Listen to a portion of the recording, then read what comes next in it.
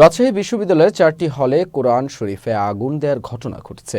রাবি প্রশাসনের দেয়া তথ্য মতে শনিবার রাতে কোনো এক সময় আমির আলী, এস.এম. হাবিবুর রহমান ও জিয়াউর রহমান হলে এই নেক্কারজনক ঘটনা ঘটে। এর মধ্যে জিয়াউর রহমান হলের মসজিদ কক্ষে এবং বাকি 3টি হলে উন্মুক্ত স্থানে এই কাজ করা হয়। রাবির ভিসি সালেহ আহসান নকিব জানান, ঘটনা তদন্তে 9 সদস্যের তদন্ত কমিটি গঠন করা হয়েছে। কমিটিকে আগামী 7 দিনের মধ্যে তদন্ত প্রতিবেদন দাখিলের নির্দেশ দেওয়া হয়েছে। আরএমপির মতিহার জোনের ডিসি মমিনুল করিম জানান, ঘটনাস্থলগুলো পরিদর্শন করা হয়েছে। বিশ্ববিদ্যালয় প্রশাসনের সাথে কথা বলে এ বিষয়ে আইনি ব্যবস্থা গ্রহণের জন্য কথা জানান পুলিশের এই কর্মকর্তা। এটা সম্পূর্ণ পূর্ব পরিকল্পিত এবং আমাদের কাছে যা এখন পর্যন্ত আলামত, তাতে মনে হচ্ছে যে ঘটনাটা গত রাত্রে ঘটেছে বলে মনে হচ্ছে আর কি। এবং এখন পর্যন্ত 4টি হলে এই ধরনের ঘটনা ঘটেছে এবং ঘটনার প্যাটার্নও একেবারে একই রকম। একইভাবে পবিত্র কোরআন শরীফে আগুন দেওয়া হয়েছে।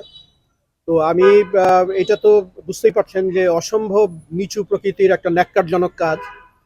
আমি আমার ছাত্রছাত্রীদের প্রতি আমার কৃতজ্ঞতা এবং ধন্যবাদও জানাতে চাই যে তারা এরকম একটা স্পর্শকাতর বিষয়কে সামনে রেখে এখন পর্যন্ত অত্যন্ত ধৈর্য, সহনশীলতা এবং শুভবুদ্ধির পরিচয় দিয়েছে। 9 সদস্য বিশিষ্ট তদন্ত কমিটি গঠন করা হয়েছে।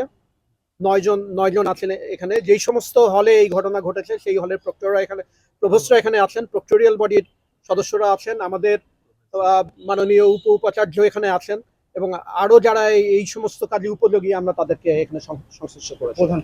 আমার মনে হয় কোনো একটা গোষ্ঠী ধর্মীয় বিষয়টাকে উস্কানি দিয়ে একটা দাঙ্গা বাজানোর চেষ্টা করছে, এটি আমার অভিমত। এই ধরনের ন্যাক্কারজনক কাজ যেন কেউ না করতে পারে সেই বিষয়ে সর্বোচ্চ প্রশাসন থেকে যা করা দরকার এবং আইডেন্টিফাই করে, শয়তানদেরকে আইডেন্টিফাই করে তার উপযুক্ত বিচারের আওতায় আমরা নিয়ে আসবো। জায়গাগুলোতে ইনসিডেন্টটা ঘটেছে, আমরা জায়গাগুলো পরিদর্শন করলাম। আপনারা জানেন এটা বিশ্ববিদ্যালয় এলাকা।